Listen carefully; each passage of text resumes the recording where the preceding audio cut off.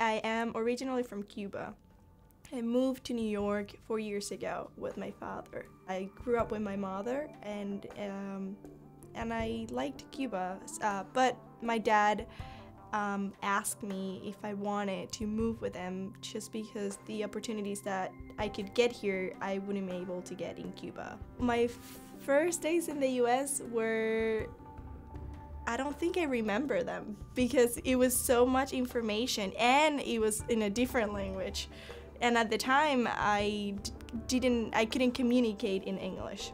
I think your brain shuts up when you're given all this information at once. Kind of sad at times because I missed my mom and my family in Cuba and my life in Cuba, and I came to realize that, wow, really my life has changed because this is completely different from what I had known before. In a typical day in my new life in the US was waking up and worrying about not being able to communicate, which it was very big. I was just able to speak Spanish with my father, and I didn't know anyone else. I had my dad, but I had no friends. I didn't have a job. I didn't go to school. I had to take care of all the paperwork because of coming from another country. You're an immigrant, so you have to take care of that too. I thought about going back, but that would mean to give up, I thought. And my family had made a lot of sacrifices, and I thought that I would disappoint them if I went back. So that was my drive, to do it for myself, but also for my family. Since I didn't know English, my first step, I thought, was to learn the language. I took advantage of free lessons at a church.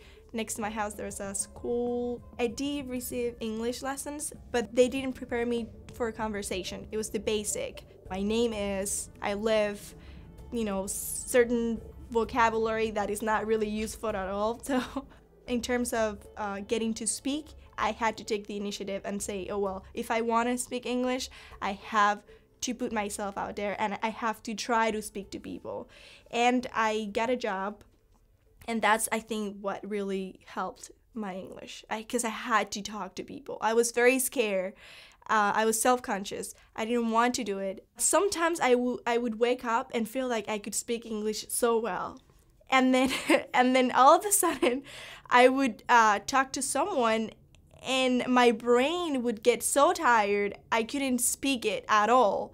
And then that would bring me down. So some days I felt I was getting it, and sometimes I felt like, oh my God, I will never be able to speak this language. I will never be able to go to college because I can't speak English. I think that is the process of learning a language, of becoming fluent in a language. But you have to be persistent. You have to encourage yourself and say, I can do this, because look, one day I can do it. So I had to remind myself that it takes time and that I had to be patient. I applied to various city colleges, 4-year colleges, and community college. And the other one that accepted me was the community college because I didn't have the language requirement, the years of language that they required.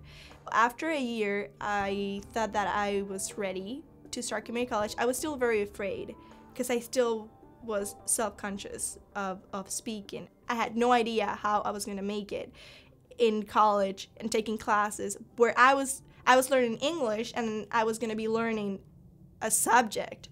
But I said, well, I have to try it. I can't wait until my English is perfect, because that's not going to be the case ever.